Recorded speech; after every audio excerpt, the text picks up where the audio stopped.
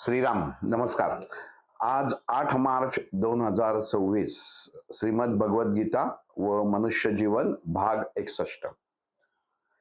अक्षर ब्रह्मयोग हा भगवद्गीतेतला भगवान श्रीकृष्ण आणि अर्जुन यांच्या दोघांमधला जो संवाद आहे हा कर्मयोग, ध्यानयोग, विज्ञान योग असे आधीचे सर्व योगांमार्फत ज्ञान घेत आता अक्षर ब्रह्मयोगापर्यंत आलोय की जिथं ब्रह्म म्हणजे काय, स्वाध्याय म्हणजे काय आणि कर्म म्हणजे काय याचं स्पष्टीकरण ह्या अध्यायामध्ये सुरुवातीला भगवंतांनी सांगितलेलं आहे.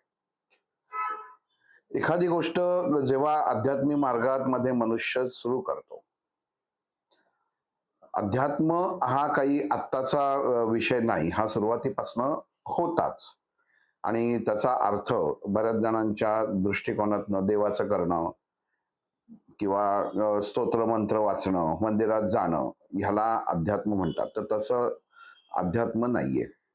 अध्यात्म म्हणजे आपल्या आत्मिक अवस्थेला आपणच ओळखणं आणि त्या अनुषंगाने आपलं वागणं असणं किंवा आपण जे स्वतःला समाजासमोर प्रगट करतो, ठेवतो, ह्याचं एक वर्णन किंवा ह्याचा अभ्यास, याला स्वअध्ययन किंवा स्वाध्याय म्हणतात.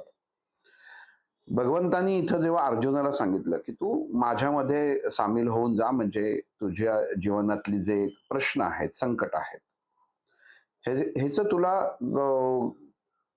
पुढं जीवनामध्ये वाटचाल करताना सोपं होऊन जाईल. एखादी गोष्ट आपण जेव्हा स्वीकारतो, आपण बघत असतो की कधीतरी आपण एखाद्या नर्मदा किनारी, काशीला किंवा कुठंही एखाद्या आश्रमात जातो, कुठल्या महात्म्यांच्या सहवासात जातो, ते क्षणिक आपल्याला बरं वाटतं. आपल्याला जर कोणी सांगितलं की इथं येऊन राहा आणि इथं सर्व कार्य कर, तर आपण ते वास्तविक करू शकत नाही. म्हणजे करता येतं, करता येईल असं नाही. पण संसारात किंवा भौतिकतेमध्ये आपण इतके सगळ्यांनी एकमेकांना आणि स्वतःला गुरफटून घेतलेलं आहे की भगवंताची ओळख ही विसरून गेलेलो आहे. जसं ज्ञानेश्वर माऊलींनी सांगितलंच आहे की एक क्षणाकरता समोर उभा राहा, जास्त नको. पण हा क्षण म्हणजे आपण जर विचारलं की देवाची द्वारी उभा क्षणवरी, आणि फक्त मंदिरात जायचं, नमस्कार करून बाहेर पडायचं, तर आणि वरती सांगायचं की असंच लिहिलेलं आहे की एक क्षणभरच इथं थांबा. हा बरोबर आहे की घड्याळाच्या दृष्टिकोनातनं, वेळेच्या दृष्टिकोनातनं केला तरी तो क्षणच आहे. पण त्या क्षणामध्ये आपण स्वतःला किती ओळखतो हे जोपर्यंत त्या व्यक्तीला किंवा त्याच्या सभोवताली कुठला मृत्यू होत नाही तोपर्यंत तो क्षण कळत नाही. कधी कधी आपल्या समोर एखादी अशी विचित्र घटना घडते, एका क्षणात रस्त्याने जाताना ऍक्सिडेंट घडतो, क्षणात एखादी उत्तम घटना घडते, शेवटच्या बॉलला 6 बसते, एक क्षणातच तो सगळं खेळ पलटतो. मग हा क्षण जो आहे हा मनुष्याने ओळखलं पाहिजे. आणि हा क्षण ओळखणं म्हणजे काय, तर आपली त्या क्षणापर्यंत यायचं वर्तन कसं आहे याची क्षणामध्ये आपण केलेली उजळणी, क्षणात उजळणी. आपण सगळं आठवत बसलो तर त्याला वेळ जाईल. पण वास्तविक आध्यात्मिक दृष्ट्या आपण आपल्याला जेव्हा ओळखतो तेव्हा तो क्षण पूर्ण होतो. आपण एखाद्या घटनेत म्हणतो की तुमचा सगळ्यांचा निर्णय झालाय, पण या क्षणी मी काय सांगू शकत नाही. म्हणजे आत्ता ह्या वेळेला मी त्याच वेळेला काही सांगू शकत नाही. कारण असं की मला विचार करायची संधी हवी, किंवा जी गोष्टीसाठी आपण मला विचारत आहात त्या गोष्टीच्या बाबतीत मला अजून माहिती करून घेणं गरजेचं वाटतं. म्हणून हा भगवंत अर्जुनाला म्हणतात की एक क्षण जरी आपण एकत्र आलो तरी मनुष्याचं जसं जीवन बदलेल तसं तुझंही जीवन बदलेल जाईल. पण तू मी सांगितल्याप्रमाणे वागणं गरजेचं आहे, आचरण गरजेचं आहे. आणि मग जेव्हा अर्जुनाला प्रश्न पडतो की सामावून जाणं ह्या शब्दाचा अर्थ काय, समाविष्ट होणं. आपण अगदी एक दोन उदाहरणात बघितलं की दुधात साखर घातली की ती साखरेचं दूध म्हणतात, समाविष्ट झालं. पण ही एवढीच क्रिया आहे का? साखर दुधात जेव्हा घालतो तेव्हा ती घन स्वरूपात असते, पण ती जेव्हा विरघळते तर ते विरघळण्याला सुद्धा काही क्षण असतात. म्हणजे काय झालं की तो जो वेळ असतो किंवा त्या विरजळ क्षणाला आपण म्हणू की 2 सेकंदात, 10 सेकंदात, मग तो एक तर तुम्हाला कप हलवायला लागतो किंवा ग्लास हलवायला लागतो किंवा चमच्याने तुम्हाला ते ढवळायला लागतं, किंवा काहीच नाही केलं तर थोडासा वेळ जास्त जातो, पण ते एकत्रीकरण होऊन जातं. या अवस्था आहेत. मग तशा मनुष्याच्या विचारामध्ये भगवंताचं प्रगटीकरण होण्याच्या सुद्धा अवस्था आहेत. जसं अर्जुन जर कृष्णाला म्हणाला, ठीक आहे आता या क्षणापासून मी तुझा किंवा तुझ्यामध्येच मी तुला माझ्यात समाविष्ट करून घेतो, तर तसंही नसतं. आपल्यात समाविष्ट केलं, पण ओळख कुठं झाली? ओळख पटली पाहिजे ना, आणि ओळख झाल्यानंतर स्वतःला पटलं पाहिजे. मग तिथं भगवंतांनी सांगितलं की स्वची ओळख, स्व अनुभव असणं मनुष्याला खूप गरजेचं असतं. आणि त्याच्यात तो जेव्हा बदलत नाही, स्वभावामध्ये स्वतःचा अभाव जोपर्यंत तो बदलत नाही, स्वतःमध्ये असलेला अभाव किंवा स्वतःचा भाव, त्याच्या मागच्या निरूपणात सांगितलं होतं की स्वभाव शब्दाचा अर्थ काय, तर स्वतःचा असलेला भाव आणि स्वतःमध्ये असलेला अभाव, म्हणजे दोन्ही गोष्टीची आपल्याला जाण असणं गरजेचं आहे. आणि आता म्हणजे आपण म्हणतो की ह्या आत्ताच्या युगामध्ये आपल्याला हा स्वभावच सगळ्यात जास्त नडतो. स्वतःमध्ये बदल नाही, किंवा समाजामध्ये जर उत्तम बदल असेल त्याचं स्वीकृतपणा नाही, किंवा एखादी गोष्ट इतकी विकृत चाललेली असते की त्याला आपण त्या क्षणी काही बोलत नाही. म्हणून स्वतःच्या मधला भाव जो आहे हा भगवंतांनी सांगितले आधी तो ओळख. स्वतःची ओळख पहिलं असणं माणसाला गरजेचं आहे. म्हणजे स्वतःमधले असलेले सर्व रिपूंची ओळख असणं गरजेचं आहे. काही वेळा असं होतं की प्रत्येक गोष्टीमध्ये आपण बघत असतो, घरात मोठा माणूस असतो त्याला आपण मान देतो, त्याच्या प्रत्येक शब्दाला आपण एक प्रकारे जपत असतो. एखादे वडील असतात की ते असं धरून चालू, एक कुटुंब आहे, वडील आहे, मुलगा आहे, बायको आहे, आई आहे, आणि हा माणूस म्हणजे वडील, असे 5-6 जणांचं कुटुंब असं धरू. तर ह्याच्यामध्ये जोपर्यंत मुलगा कर्तबगार होत नाही तोपर्यंत आई वडिलांचं आपण ऐकत असतो. म्हणजे कार्यात, त्या प्रत्येक चाललेल्या कार्यामध्ये त्यांचं मत हे महत्वाचं असतं. तसं ते नंतरही महत्वाचं असतं, पण ते स्थान बदललं जातं. म्हणजे कर्तबगारी जी आहे किंवा जे कार्य करण्यासाठी जी लागणारी अनुमती आहे ती फक्त आपले आई वडील देतात, पण बाकी सगळा निर्णय हा नंतर त्याच्या पाठीमागे असलेला मुलगा हा घेत असतो. आणि मग त्या अनुषंगाने तो प्रत्येक गोष्टीला प्रतिक्रिया देणं ही त्याचा तो स्वभाव असतो. पण ह्या स्वभावामध्ये समोरच्याचं मन समजून न घेणं आणि स्वतःची मतं दुसऱ्यावर लादणं हा त्याच्यामध्ये असलेला अभाव असतो. म्हणून भगवंत सांगतात की माझी प्राप्ती करणं किंवा माझी प्राप्ती झालं, तर तसं नाहीये. त्याला काही समीकरण आहेत की नुसतीच माझी प्राप्ती झाली आणि तू आता सांगितलं तर मी सांगतो तसं कर, पण तुला सुद्धा बुद्धी आहे ना. मी जर एखादी चुकीची गोष्ट सांगितली तर तू त्याला मला विरोध करायला पाहिजेस. म्हणजे भगवंतांनी सुद्धा इथं ह्या बाबतीत सांगितलेलं आहे की एखादी गोष्ट जर चुकीची असते तर त्याच्यामध्ये सुद्धा तू त्याच्यात विरोध करणं गरजेचं आहे. कारण तुझ्या मनामध्ये उत्पन्न होणारे विचार हे माझेच विचार आहेत हे नक्की आहेत. त्या बोलण्याने अर्जुन थोडासा गोंधळून जातो. तो म्हणजे नक्की काय, म्हणजे म्हणायचंय काय? म्हणजे एकदा मी तुझ्यात सामील झाल्यावर तू म्हणतोस की मला विचार करायला लागणारच नाहीये आणि माझ्या मनात उत्पन्न होणारे विचार हे तुझेच विचार आहेत, तरी तू मला परत थोडासा वेगळा ठेवतोयस.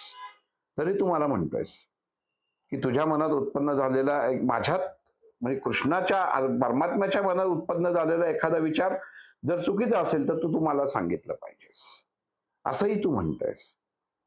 कारण मग भगवंत इथं त्याला म्हणतो, अगदी बरोबर सांगितलं. तुझं आणि माझं हे हृदयाने एकत्र येणं गरजेचं आहे.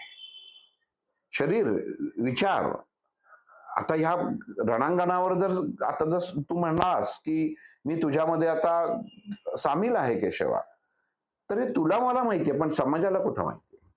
हे समोरचे आहेत त्यांना कुठं माहितीये की तू माझ्यामध्ये की माझ्या विचारांमध्ये अंतरात्म्याने सामील झालेला आहेस, पण समाजाच्या पुढे तू अर्जुनच आहेस.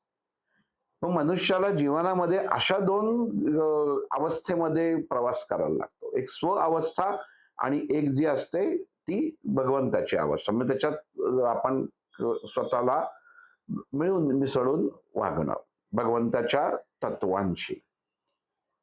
मग इथं परमेश्वर म्हणतो की पहिला स्वतःमधला जो एक अभाव आहे तो पहिला माणसाने सोडणं गरजेचं आहे.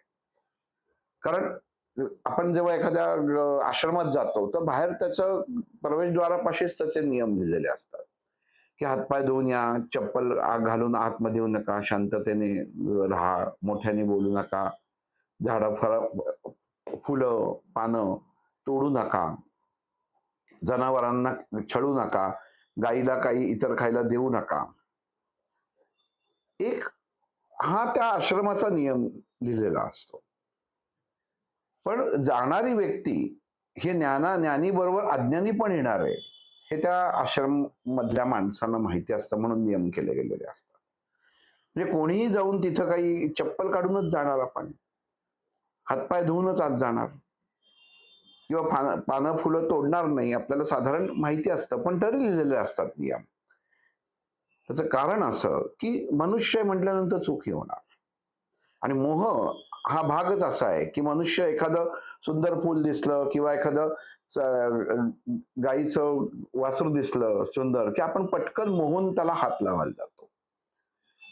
मग जसं तिथं लिहिलेलं असतं की हात लावू नये, लांबनं बघावं, तसं भगवंतांनी इथं सांगितलेलं आहे. मग स्वतःमधला जो माझ्याशी एकरूप व्हायचा जो भाव आहे याचा तुला पहिल्यांदा अभ्यास करणं गरजेचं आहे की मला प्राप्त करण्यासाठी काय आहे. मग तू सहजता हा भाग पहिल्यांदा भगवंतांनी सांगितला. सहज त्यांनी प्रत्येक कृती ही स्वीकारणं गरजेचं आहे की जीवनात घडणारी प्रत्येक क्रिया किंवा आपल्या जीवनामध्ये घडणारे प्रत्येक प्रसंग हे आपण स्वीकारणं खूप गरजेचं आहे आणि ते स्वीकारत नाही तर त्यामुळं अडचण निर्माण होते.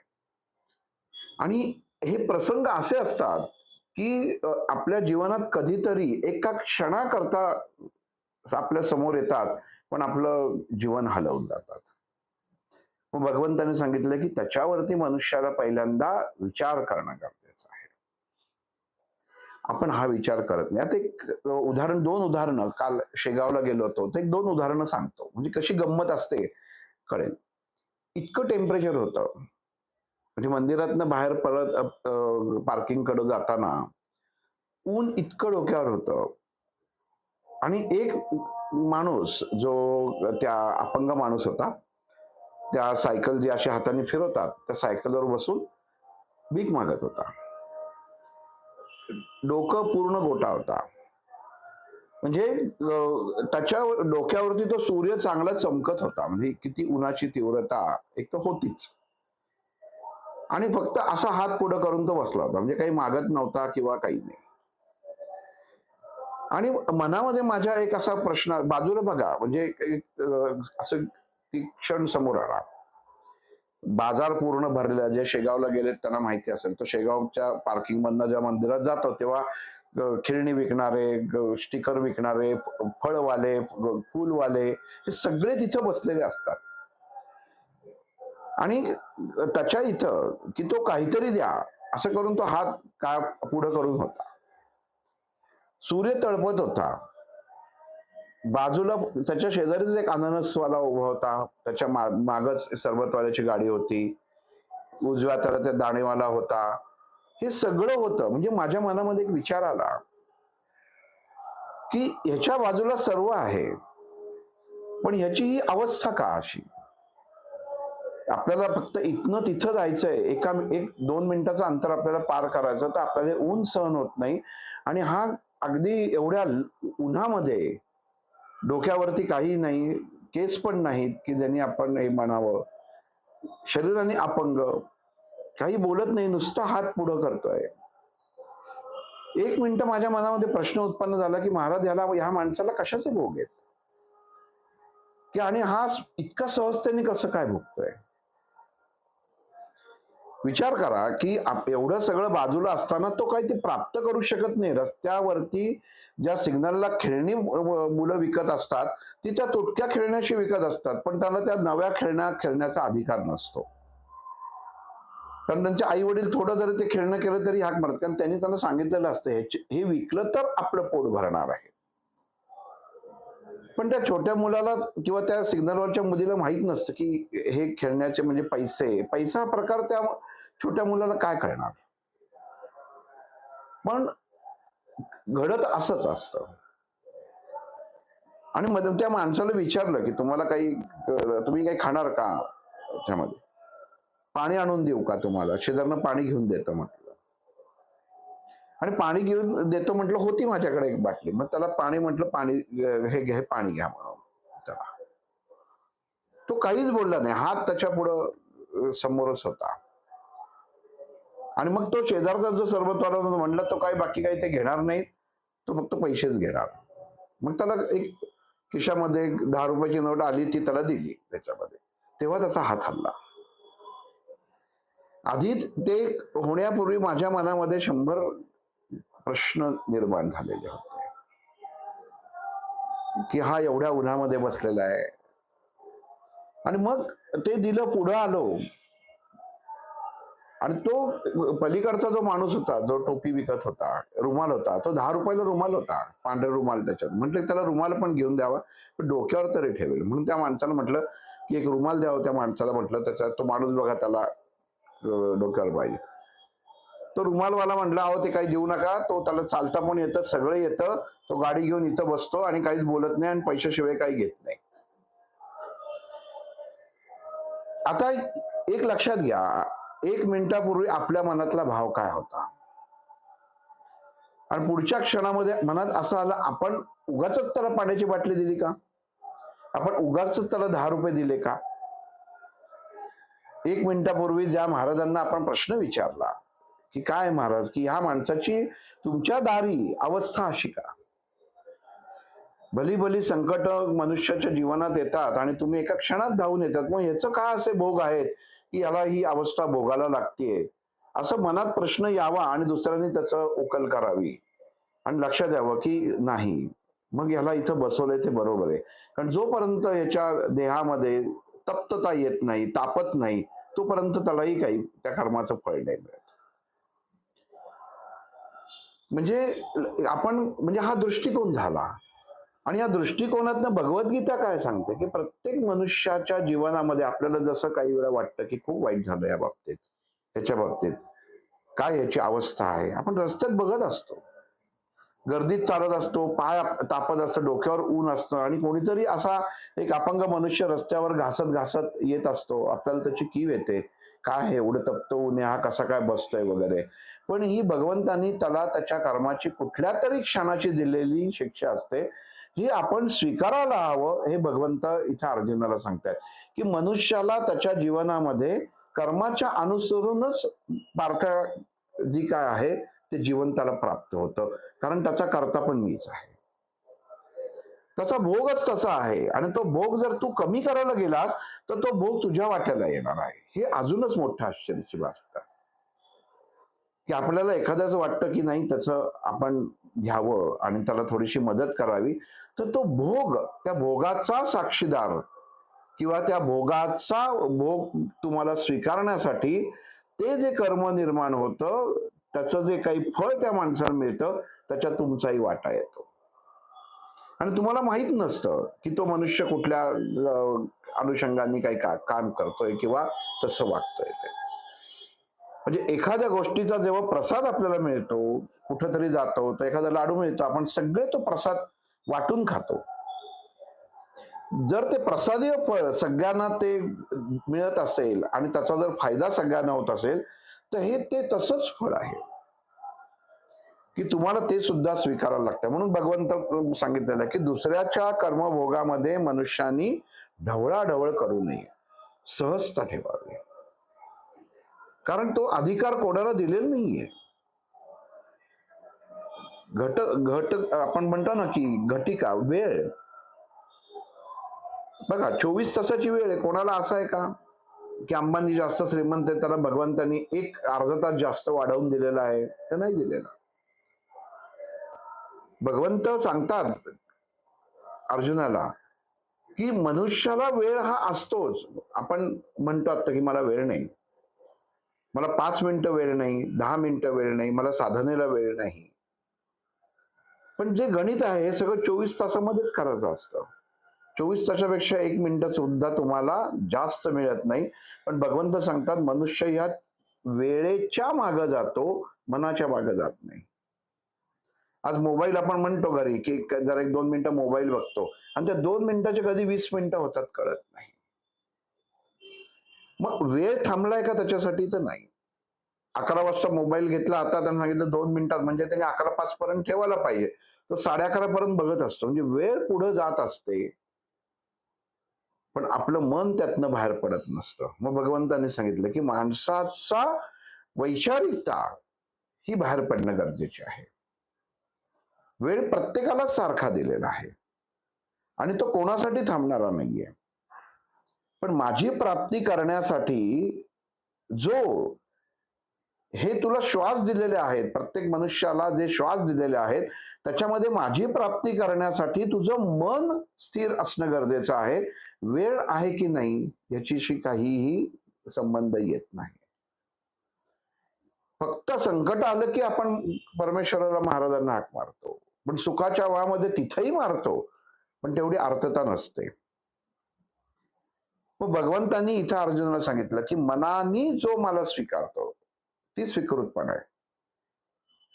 माझ्याकडे जर एखादे सत्पुरुष घरामध्ये आले, घरामध्ये आमच्या आपण म्हणतो की माझ्या घरामध्ये त्यांचा वास होता 2 दिवस, इतर लोकांना वाटतं बघा किती यांच्याकडे मोठे सत्पुरुष येतात, किती भाग्यवान. पण त्या माणसाच्या जेव्हा तुम्ही सानिध्यात असता तेव्हा तुम्हाला खरं कळतं. म्हणजे काही वेळा हे वास्तव आहे, तेव्हा असं वाटतं की कधी हे जात आहेत.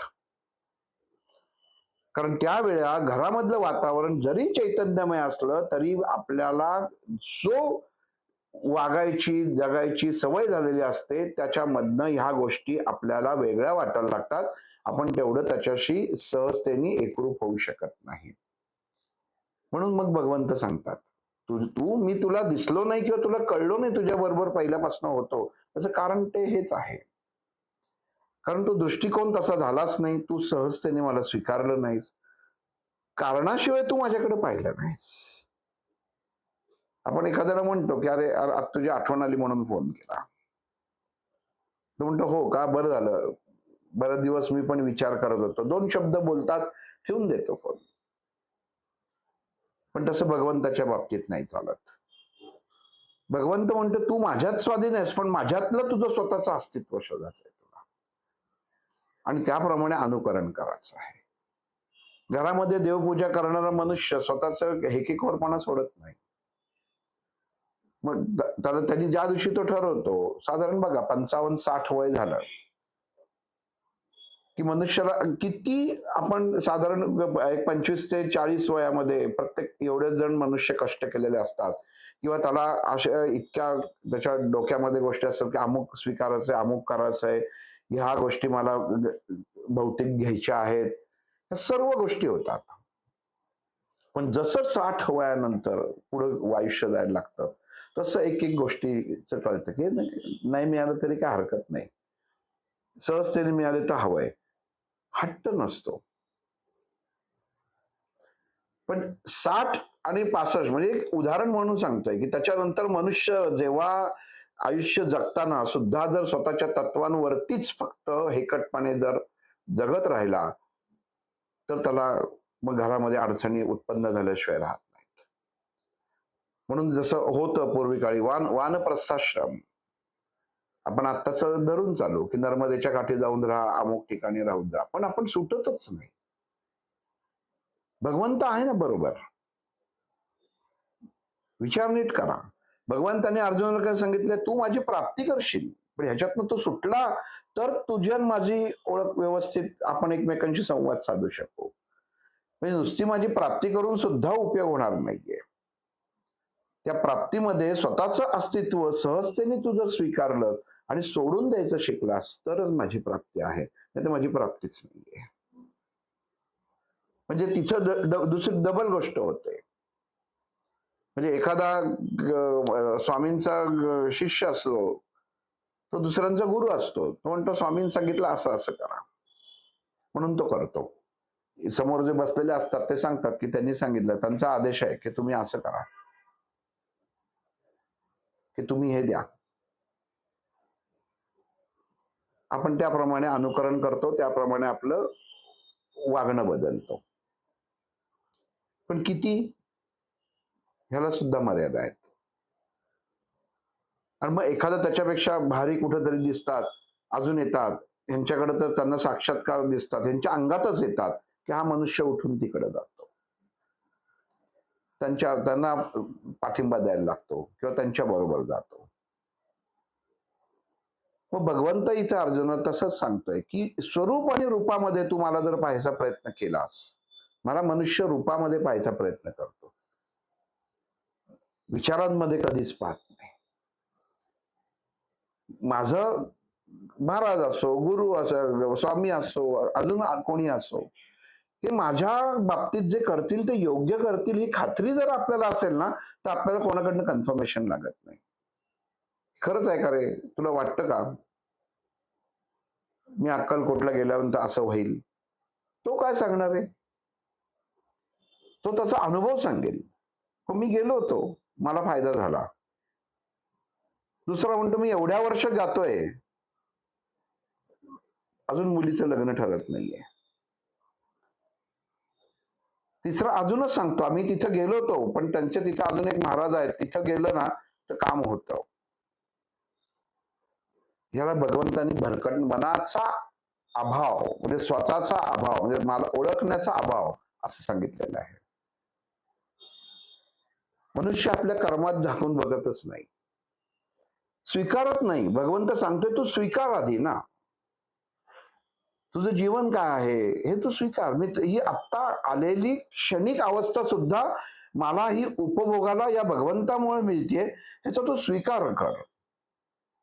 पण तो मनुष्य स्वीकारत नाही आणि स्वतःच खरं करतो. म्हणून मग होतं कसं की बघा 60 वय झालं, एका घरामध्ये असंच होतं की तो वडिलांचा कायम साधा डाफरणं असायचं घरच्यांवर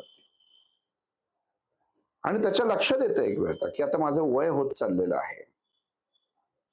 भगवंत त्याला एकदा रोज पोथी वाचायचा. एवढ्या वर्षात कधी पोथीमधनं काही त्याला प्राप्त झालं नाही, पण त्यावेळी काय असेल त्याला प्राप्ती झाली आणि सांगितलं की स्वतःमधलं सगळ्या गोष्टी तू सोडून द्यायचं, आता तयारीत राहा, सगळं सोडून दे. घरचे तुझे जे काही परिवार आहेत त्यांच्यावरती तू सगळं सोडून मोकळा हो, कशातच अडकू नको.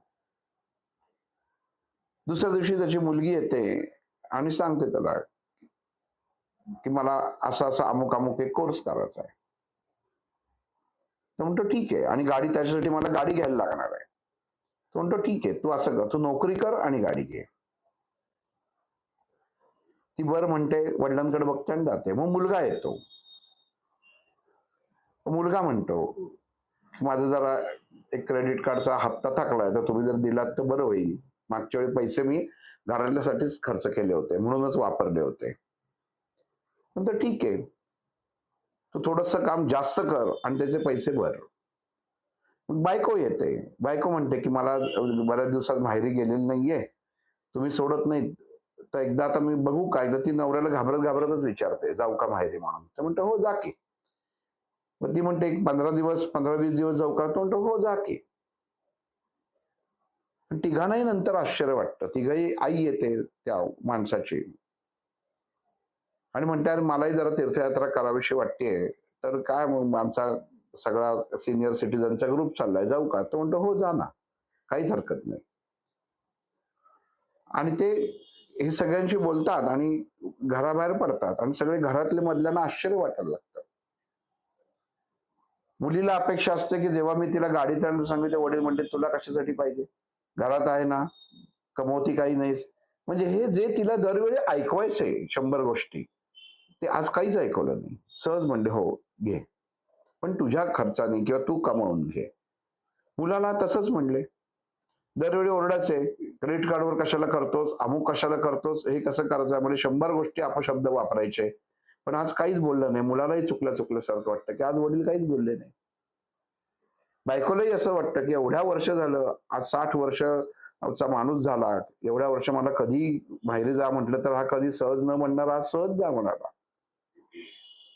आई म्हणाली, आई म्हणते की मला कधी म्हणायची की जाऊ नकोस, म्हातारी पडलीस, कुठे हे झालं, तुझं कोण करणार, काय करणार, आज तो सहज जा म्हणाला. आणि सगळे ठरवतात की आज संध्याकाळी ह्या वडिलांना सगळ्यांनी एक विचारावंच की नक्की काय झालंय काय तुम्हाला. आणि संध्याकाळी सगळे जमतात आणि वडिलांना विचारतात की बाबा तुमची तब्येत बरी आहे ना, तुम्हाला काही झालंय का, तुम्ही आमच्याशी नेहमीसारखं वागत नाही.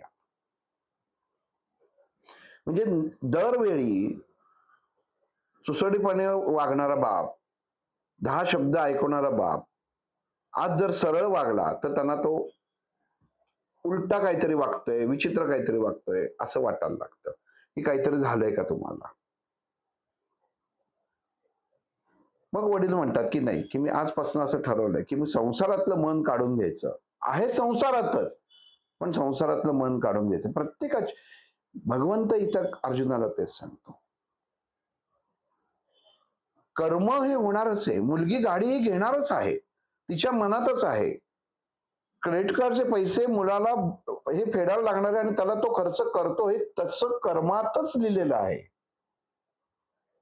आईची तीर्थयात्रा कर्मातच लिहिलेली आहे. बायकोचं माहेरी जाणं कर्मातच लिहिलेलं आहे. पण या कर्मामध्ये हा मनुष्य प्रत्येक वेळी लुडबुड करायचा आणि स्वतःचं मत लादायचा.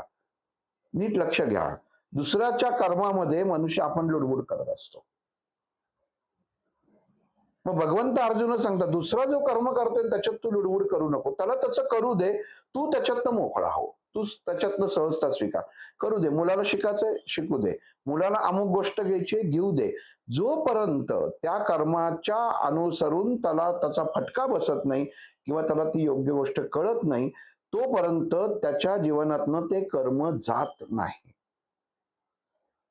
एखादे आई वडील मुलाला सांगतात की तू तुझ्या मित्रांबरोबर सांभाळून राहा बरं का, अमुक अमुक व्यसनी मित्र आहेत.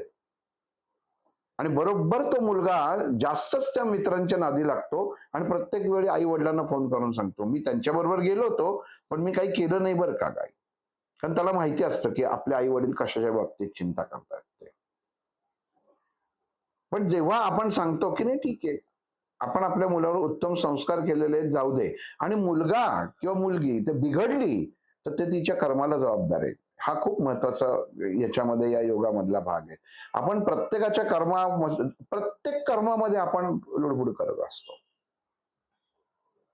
आपण त्याच्यामध्ये मुखसंवाद म्हणून सांगितलेलं आहे की मुखसंवाद हा सर्वोत्तम. परमेश्वर मंदिरामध्ये गेल्यानंतर काही बोलतो का त्याच्यामध्ये? तुम्ही म्हणत असाल की ही जर मूर्ती आहे ती बोलेल कशी, याचा अर्थ तो भगवंत नाही. पण जर मानलेलं आहे की हा भगवंत आहे, हे जर मानलेलं आहे आपण, याचा अर्थ तो बोलतो, पण ते बोलण्याची भाषा आपल्यापर्यंत पोहोचत नाही, कारण आपणच आपल्यामध्ये गुंतून असतो. मग इथं भगवंत अर्जुनाला सांगतो की मनुष्य हा स्वतःमध्ये इतका गुरफटलेला असतो की त्याला कर्म करताना आपण काय आपल्या बाजूला सभोवताली घडतंय ह्याच्यामध्ये जास्त उत्सुकता असते, पण स्वतःमध्ये उत्सुकता नसते. हे युद्ध करताना तुला त्यांच्यामध्ये जास्त उत्सुकता आहे, स्वतःमध्ये उत्सुकताच नाहीये. तुझी स्वतःची तत्व काय आहेत हेच तू विसरलास. ज्या अर्थी हातातनं तुझ्या खांद्यावरनं धनुष्य बाण गळून पडतो, तुझं मन डळमळतंय, याचा अर्थ असा आला की तू तुझ्या स्वतःमधला तुझ्या कर्मापासून तू पळून द्यायला लागलेला आहेस आणि तू अजून स्वतःला स्वत्व ओळखत नाहीयेस. कारण का, मनुष्य आपला जेव्हा एखादा माणसाला हा धक्का लागतो, आपल्या एखाद्या घरातल्या माणसाला जेव्हा काहीतरी इजापत होते, तेव्हा आपण म्हणतो अरे बापरे काहीतरी काय झालं. साधं बोट कापलं तरी आपण हल्ली किती मोठा इश्यू करतो. पण शेजारचं झालं किंवा कोणाचं काय झालं एवढंच तर कापलंय ना. भगवंत म्हणतात, हे तुम्ही त्या दुसऱ्याच्या कर्मामध्ये स्वतःला तिथं झोकून देताय कारण नसताना. हे नका करू असं. छोटी किती गोष्ट आहे बघा. एखाद्याला जे भोगतोय ना, तो त्याला भोगण्यासाठीच केलंय. जर रानामध्ये, शेतामध्ये नांगरणाऱ्या बैलावरती आपण म्हणतो किती उन्हामध्ये यांना हे करत असतात. तो त्याचा जीवनाचा तो एक भोग आहे म्हणून त्याच्या मानेवरती तो नांगर दिलेला आहे. त्याला ओढायला लागतोय. पण ज्यावेळी तुमच्या मनामध्ये त्याच्याबद्दल करुणा येते, आपण म्हणतो ना किती वाईट याच्यामध्ये ह्याला नांगर ओढायला लागतोय. जर चुकून भगवंत म्हणला की नाही त्याला तुला एवढी करुणा वाटते ना तर तुझ्या खांद्यावरती तो नांगर घे आणि तू ओढ, तर आपण ओढणार नाही तो. म्हणजे भगवंतानी आपल्या जीवनामध्ये जे प्रत्येक गोष्ट, जे प्रत्येक कर्मभोग प्रत्येक मनुष्याला दिलेला आहे ना, तो त्यांनी ठरवून दिलेला आहे. त्याच्यामध्ये आपण कधीही ढवळाढवळ करू नये. आपण ते सहजतेने स्वीकारणं गरजेचं आहे. जेवण आलं सहजतेने स्वीकारणं गरजेचं. या हॉटेलमध्ये कशाला? इथं हे बेकारच असतं. इथं भटरखाना व्हेज नॉनव्हेज एकत्र असतं. ही आजच्या काळामधली तुम्ही अतिकर्मामध्ये अडकण्याची ह्या गोष्टी आहेत. मग त्यातनं जो एखादा त्या जेवायला बरोबर आला असतो तो पूर्ण शाकाहारी असतो. त्याच्यात तो त्या अन्नाचा नीट स्वाद घेऊ शकत नाही कारण त्याच्या डोक्यामध्ये एकच असतं. याचा भटरखाना म्हणजे मी खातोय तो प्रत्येक घास हा त्याला असं वाटतं की मी ते मांसाहारातलं हाडच खातोय आणि तो सहजतेने ते स्वीकारू शकत नाही. भगवंतानी ह्याला दोष सांगितलाय, कर्मदोष सांगितलाय.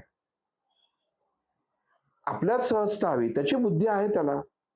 त्या माणसाला स्वतःची बुद्धी आहे की तो वाचू शकतो, तो स्वतः विचारू शकतो. पण आपण त्याच्यामध्ये पाय आणतो. आपण स्वतःमध्ये त्याच्यामध्ये सांगतो की नाही हे इथं असं असं आहे. याला भगवंतांनी सांगितलेलं आहे माझ्यापासनं लांब का मनुष्य राहतात त्याची कारण ही आहेत. एकच,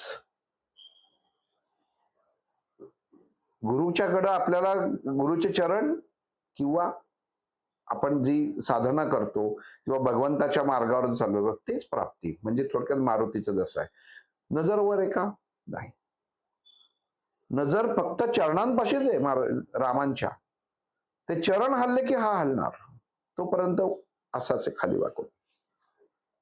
मग भगवंतांनी सांगितलेलं हे स्वीकारणं गरजेचं आहे. त्यांनी केलं का? कपिध्वज होता. वर्ण येऊन मीच खाल्लं एका गदेने सगळ्यांना मारून टाकतो. नाही केलं. त्याचं काम काय होतं? विरुद्ध दिशेने बाण आले की ते भडकवणं, समोरच्याला फक्त दृष्टीदोष निर्माण करणं एवढं त्याचं काम होतं. तेवढंच त्यांनी केलं. असं म्हणलं का की मी अख्खं रामायण गाजवलेलं आहे, मी एका मिनिटात हे सगळं करतो. हे काय गदा घेऊन हा दुर्योधन बसला, किरकोळीत आहे माझ्यासाठी. नाही केलं त्यांनी. मग त्यांनी का नाही केलं ही आपल्याला भगवद्गीतेतनं शिकवण आहे. कृष्णाने सांगितलं तुझं काम तेवढंच आहे, ध्वजावरती, बाकी काही नको. मग आपण ह्या जीवनामध्ये दुसऱ्यांच्या मध्ये कधीही कर्मामध्ये पडायचं नाही. एखादी गोष्ट जर घडत असेल तर ती त्याच्या कर्माच्या अनुषंगाने घडते. हे जेव्हा तुम्ही स्वीकारता तेव्हा तुम्ही भगवंताकडं जाण्यासाठी पहिली 2 पावलं पुढे गेलेले असता. पण आपण त्याच्यामध्ये काय करत असतो? स्वतःचं अस्तित्व दाखवत असतो. नाही नाही मला कळतंय, मला माहितीये. आम्ही आता शेगावला जातो. आपण इकडनं जाऊ, तिकडनं जाऊ, असं असंच करू, तसं करू, इकडनं जवळ आहे, तिकडनं लांब आहे. हे सगळं कळत असतं. म्हणजे किती अस्वस्थता आपण 4 जणांची 4 अस्वस्थता असते. इकडनं जायचं म्हणजे सगळ्यांचे विचार त्यावेळी ते महाराजांच्याकडे सोडून तिथं पोहोचण्यासाठी वेगवेगळं कुठं आपण लगेच त्याची कॅल्क्युलेशन्स करायला लागतो. काय आहेत आणि काय नाहीत. आणि मग त्या महाराजांपासून लांब जातो. कारण का? तर मला डेस्टिनेशनवर कसं लवकर पोहोचता येईल. इच्छित स्थळी कसं लवकर पोहोचता येईल हा विचार मनामध्ये. भगवंतांनी ह्याला सांगितलेले निरर्थक कर्म योग, ज्याला अर्थच नाहीये काही. कुठेही जा, इकडनं गेलास 30 किलोमीटरनी लांब, तिथंच पोचणार आहेस. इकडनं गेलास 10 किलोमीटर जवळ, तिथंच पोचणार आहेस. आणि जर मी वेळ आखून दिलेली आहे तर त्याच वेळेला तू तिथे येणार आहेस, त्याच वेळेला तुझं दर्शन होणार आहे. हेच मनुष्य स्वीकारत नाही. आपण कितीही म्हणू, पण ज्यावेळी भगवंतानी ठरवून दिलेलं आहे की यावेळी बाबा तुझं दर्शन आहे ना, तू इकडनं लवकर ये नाही तर उशिरा ये, तुला इथं माझ्या आवारामध्ये तुला फक्त ही 15 मिनिटं आहेत, 16 मिनिटाला तुझं थांबून देत नाही. पण आपण ते म्हणतो नाही, हे मी. आणि मग तिचं भगवंताला अर्जुनाला सांगत असतो की नाही, हे तू आधी स्वीकार की हे सगळं तू करतच नाहीयेस. आणि याच्यामध्ये ह्या विचारधारेमध्ये तू वेळच घालवू नकोस की मी करतोय म्हणून. भगवंत करतोय ही स्वीकारणं ही खूप महत्वाची गोष्ट आहे. मनुष्य ती स्वीकारत नाही. योग्य वेळी योग्य गोष्ट सोडायलाही शिकलं पाहिजे. म्हणून अगोदर म्हणायचे ना की ते रिटायरमेंट झालं की नंतर मग परमार्थाला किंवा मग अध्यात्माला लागायचंय. त्याचं कारण असं की भौतिकतेत अडकलेले जुनी माणसं बघा अजूनही संसारामध्ये लक्ष पूर्ण असतं. काय चाललंय काही नाही, आमच्या वेळा नव्हतं, अमुक नव्हतं, मोकळे व्हा. भगवंतांनी सांगत आलं आपला रोल संपला. श्रीकृष्णाने त्याच्या जीवनामध्ये बालपणापासून शेवटपर्यंत त्या इच्छित रोल संपला की तिथं कृष्ण परत कधी गेलेला नाहीये. त्यावेळेचा रोल संपला की तो पुढच्या भागामध्ये. म्हणून कृष्णाचं हे अर्जुनाला सांगणं सुद्धा महत्वाचं आहे. अख्खा आयुष्यभर रामायण वाचलं, पण शेवटी कृष्णाचं नाव घेतोय, सगळ्यांचं करतोय, शेवटी येतोय कृष्णापाशीच. आयुष्यभर मर्यादेचा पुरुषोत्तम, पण आला शेवटी कृष्णापाशीच, कारण पूर्ण पुरुषोत्तम आहे ना. सोडलं रामायणामध्ये काय एका ठिकाणी बांधून ठेवलं गेलेलं आहे. आणि कृष्णाने काय केलंय, सगळं तुमच्या समोर ठेवलेलं आहे, सगळं फ्री हँड.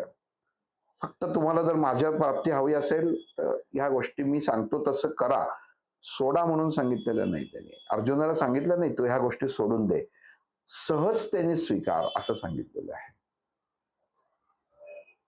10 जणांनी सांगितलं की आता तुम्ही जरा घरातला सहभाग कमी करा आणि मग ऐकून करायचा आणि मग सांगायचं, तर माणसाच्या डोक्यात बसलेलं असतं की मला सांगितलंय की घरामधला सहभाग कमी करा. एखादी घटना घरामध्ये अशी घडते आणि मग त्या माणसाच्या डोक्यामध्ये ती गोष्ट बसलेली असते. यांनी मला ऐकलं, बघ तू सांगितलं होतंस ना की घरामधला सहभाग कमी करा, मी असतो तर असं झालं नसतं. म्हणजे तो त्या घरापासनं बाजूला नसतोच, उलट जास्त त्याच्यामध्ये इन्व्हॉल्व असतो, जास्त त्याच्यामध्ये अडकलेला असतो की कधी चूक होते हे तो पाहत असतो, कधी चांगलं घडतंय हे पाहत नाही. त्याला स्वतःचा अहमभाव सिद्ध करायचा असतो. बस इथं चूक झाली की नाही, बघ म्हटलं होतं ना माझ्याशिवाय तुमचं अडणारच, तेव्हा त्याला बरं वाटतं. भगवंत ह्याला स्वकर्म अहंकार म्हणतात. मनुष्य याच्यामध्ये स्वतःच संपून जातो. त्याला अहंकार असतो, त्या माणसाला प्रत्येक माणसाला अहंकार असतो की मी म्हणजे काहीतरी वेगळं आहे, माझं अस्तित्व वेगळं आहे. भगवंतांनी सांगितलं जोपर्यंत तू ते अस्तित्व सोडत नाही, स्वत्वच तुला जोपर्यंत मी स्वतः आहे हे जोपर्यंत तू नाकारत नाहीस, स्वीकारत नाही म्हणायचं, नाकारत नाहीस की नाही हा तोच आहे. आरशामध्ये बघणारा हा मी नाही, हा तो आहे, मी त्याला बघतोय. मला बघत नाहीये, मी त्याला बघतोय, हे स्वीकारायला लागतं. आणि स्वीकारलं तरच माझी प्राप्ती आहे, म्हणजे मगच मी दिसतो, त्याच्यात दिसणारच नाही. नाही तर बरोबर आहे पण काही उपयोग नाहीये. कृष्ण सगळ्यांच्याच बरोबर होता, यांच्याही बरोबर होता. वेळ पुढे सरकत होती, धृतराष्ट्राच्याही समोर होता, पण कोणाला दिसतच नव्हता. कारण कसं बघायचं हे माहीतच नव्हतं. मग इथे कृष्ण अर्जुनाला सांगतो की मला कसं पाहायचं, माझी प्राप्ती कशी करावी घ्यायची, हे मी तुला सांगतोय, रस्ता सांगतोय. ठरलं ना तुझं आता यायचं माझ्याकडं. मग आता मार्ग सांगतोय, असं एका क्षणात तू पोचणार नाहीयेस. मग ह्या मार्गामध्ये मनुष्य नेहमी अडकून बसलेला असतो, तो सुद्धा स्वत्वासाठी.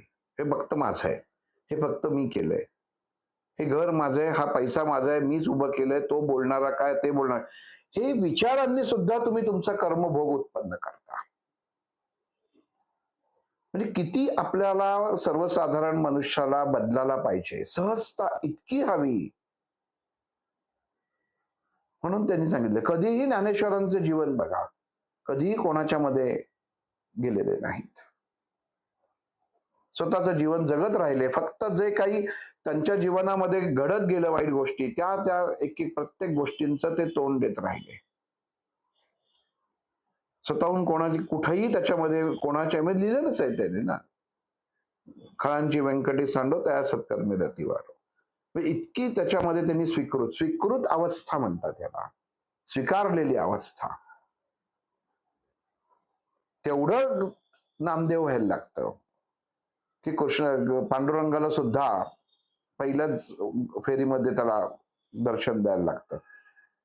काहीच कर्म नाही त्या गोष्टीमध्ये आहे बघा. आपण दुधाचा गडवा त्या ह्याला देतो, दुसरं नामदेवाच्या मनामध्ये काही नव्हतंच, कर्मच नव्हतं दुसरं.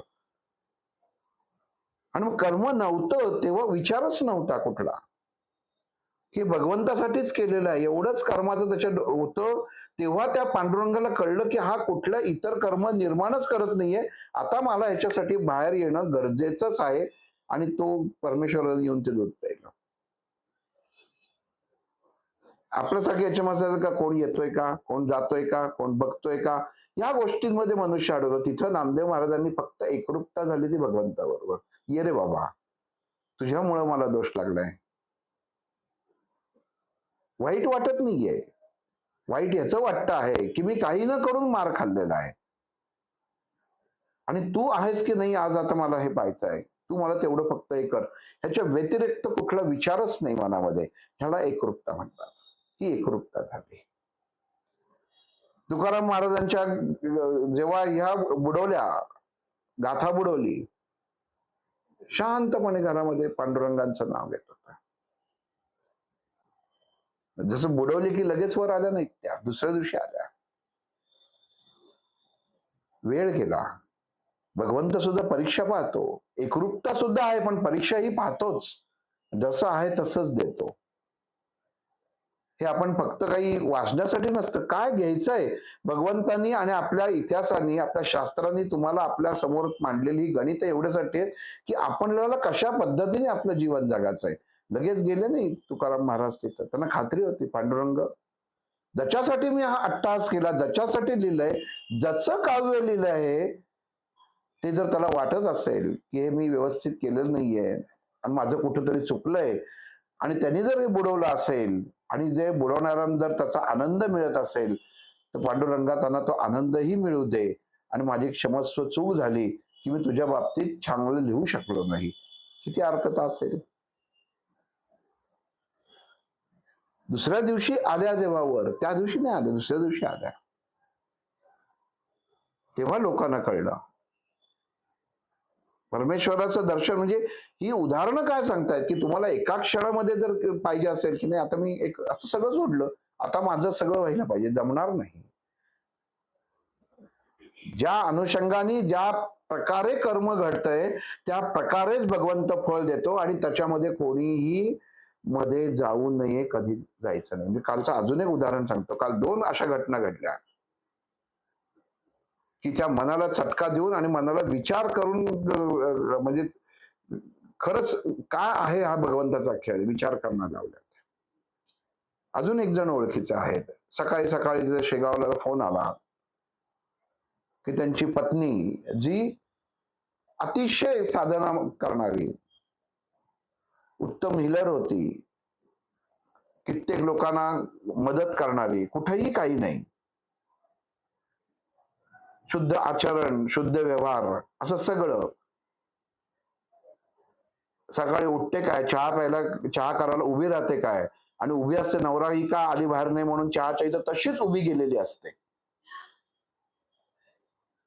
जेव्हा कळलं तेव्हा मी मनामध्ये विचार केला, तेव्हा गाडीच होतो की काय भगवंताचं हे आहे. न्याय कुठं समजायचा? पण नाही, भगवंताचा न्याय किंवा भगवंताचा काळ वेळ हा भगवंतानी त्याच्या हातात ठेवलेला आहे, की जो स्वीकारणं गरजेचं आहे. एक व्यक्ती म्हणून अतिशय हळहळ झाली. आणि गंमत म्हणजे समोरच हॉस्पिटल, घराच्या समोर हॉस्पिटल बघा, पण त्याच्या पुढं काहीही नाही. अवस्था ही प्रत्येकाने स्वीकारली पाहिजे. प्रत्येक मनुष्याला अशा कमी जास्त प्रमाणामध्ये अवस्थेतनं हे जीवनामध्ये असं पुढे जायचं आहे. पण भगवंत कुठल्या क्षणी कुठला रंग दाखवेल हे सांगता येत नाही. म्हणून त्याचं साह्य असणं आणि तो आपल्या बरोबर असणं सुद्धा गरजेचं आहे. सहजता पाहिजे, स्वीकारलं पाहिजे, कुठंतरी हा भगवंताचा न्याय आहे. मनात हळहळ मनुष्य म्हणून आपल्याला वाटणं, सगळ्या गोष्टी अगदी मान्य आहेत, की असं कसं झालं किंवा काय, वाईट वाटणं गरजेचं आहे. पण कुठंतरी भगवंताच्या न्यायावरती आपला विश्वास हवा. ही आत्ताची घटना, तिथं तर कृष्णासमोर अभिमन्यू होता, तो तर मोठा नव्हता ना. तो जेव्हा हे झाला, वीरगती प्राप्त झाली, तेव्हा तो नव्हता. ह्या गोष्टी आपल्याला भगवंतांनी सांगितलं, की दुसऱ्याच्या कर्मात कधी लक्ष घालू नका. ज्या क्षणी वाईट वाटलं, अरे अरे खूप झालं, 5 मिनिटं झाली, कसं झालं, काय झालं, या गोष्टी, हे नव्हतं. पण त्याच्यातच जर मी चिटकून बसलो तर तुमचं मन अस्वस्थ होणार आहे आणि ते तुम्हाला जगू देणार नाही. मग म्हणजेच काय झालं, की भगवंत तुमच्यापासून लांब आहे. ठीक आहे, घटना आज माझ्या घरात नाही घडली, दुसऱ्याच्या घरात घडली आहे, म्हणून आपल्याला काही वाटत नाही. आपल्या घरात घडलं बघा, लागून लागून एक भिंत असते. दिवाळीचं काही केलं की आपण लगेच इकडनं तिकडं, इकडच्या घरातल्या तिकडच्या घरातल्या, अगदी त्या चकल्या करंज्या एकत्र केल्या जातात. पण एका घरामधलं जर कोणी गेलं तर दुसऱ्या घरातलं म्हणतो का, की माझ्या घरात पण देवा लावीन, माझ्या घरात पण 12वा 13वा करीन? नाही म्हणत. कारण भगवंतांनी सांगितलेलं आहे, तुझी चूल वेगळी त्याची चूल वेगळी, हे तू स्वीकारलं. हे स्वीकारच, हा संसार आहे. हा संसार हा असाच घडलेला आहे, ह्यालाच ब्रह्म म्हटलेलं आहे. उत्पत्ती इथनच होते विचारधारेची.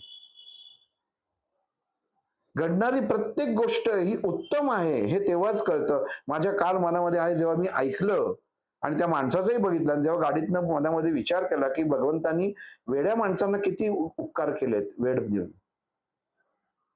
जी माणसं वेडी असतात, वेड्यांच्या हॉस्पिटलमध्ये असतात, त्यांच्यावर परमेश्वरांनी किती मोठे उपकार केलेत. ना त्यांना कुठल्या भावना आहेत, ना कुठलं सुख आहे, ना कुठलं दुःख आहे. आपण जेवतोय ते काय जेवतोय, त्याला फ्लॉवरची भाजी म्हणतात का अजून कुठली भाजी म्हणतात हे सुद्धा माहित नाही. अन्नात पोटात काहीतरी ढकलायचं आणि त्या गजापाशी जाऊन किंवा एका ठिकाणी उभं राहायचं. भगवंत यांच्यासारखा सुखी कोणीच नाही रे. माझ्या मनात काला प्रश्न आला, काय इतकं सुंदर आयुष्य त्यांचं तू ठेवलेलं आहेस, आतमध्येच काही घेतलं नाहीये, फक्त कर्मभोग. कुठल्या तरी भोगाची शिक्षा तू म्हणून त्यांना तिथं ठेवलेलं आहेस. आयुष्यात तुला काही नाही म्हणून हा कर्मभोग दिलाय. बाकी कुठल्या वेदनाच असतात का बघा त्या वेड्याला? कशाच्याच वेदना नसतात. त्याला काही कळतच नाही, त्याचं स्वतःच अस्तित्व नसतं. कृती सगळं दिलं असतं, शरीर सगळं भगवंतानी तसंच दिलेलं आहे, पण विचारधारा दिली नाही. मी कशाचा भोग भोगतोय हे भगवंताने त्याला जाणीवच दिली नाही, की तू याचा भोग भोगतोय. पण भोग मात्र आहेत. आईच्या पोटी जन्म झाल्यावर आईला सुद्धा आनंद झाला असेल, तेव्हाही पेढे वाटले गेले असतील, पण तिला काय माहिती होतं की पोटी जन्मलेलं पोरग पुढे वेड्यांच्या हॉस्पिटलमध्ये भोगण्यासाठी आलेलं आहे. आणि तेच भोग मुलाचे भोगता भोगता आई इथं दुःखाने रडून मेली. म्हणजे बघा, जे सुख होतं ते दुःख देण्यासाठी जन्माला आलं होतं. आणि ते दुःख बघून ह्या माऊलींचा सुखाचा जीव दुःखात गेला. स्वतःचा जीव गेला, पण त्या माणसाला कळलं पण नाही आपली आई गेली किंवा काय ते, कारण जाणीवच नाही. म्हणून माझ्या मनात विचारलं की वेडं होणंच चांगलं का? किती उत्तम अवस्था भगवंतानी. मग भगवंताच्या सानिध्यामध्ये, भगवंताच्या नामस्मरणामध्ये माणसाला वेडं होणं गरजेचं आहे. तुम्हालाही वेडं व्हायचं आहे, आपणही वेडं व्हायचं आहे. म्हणजे भगवंताच्या जर नामस्मरणात त्या भगवंतामध्ये एकरूपता होऊन झाला, तर तुम्हाला तुमचं स्वतःचं अस्तित्व राहणार नाही. इतर कुठल्याच गोष्टींचं सुख काय आणि दुःख काय हे तुम्हाला कधीही त्याची जाणीवच होणार नाही. कारण तुमचा देह, मन, विचार हे भगवंतांनीच चालवलेलं एक घर असणार आहे. आज इथं थांबू. पुढच्या वेळी पुढचा भाग पाहू. श्रीराम.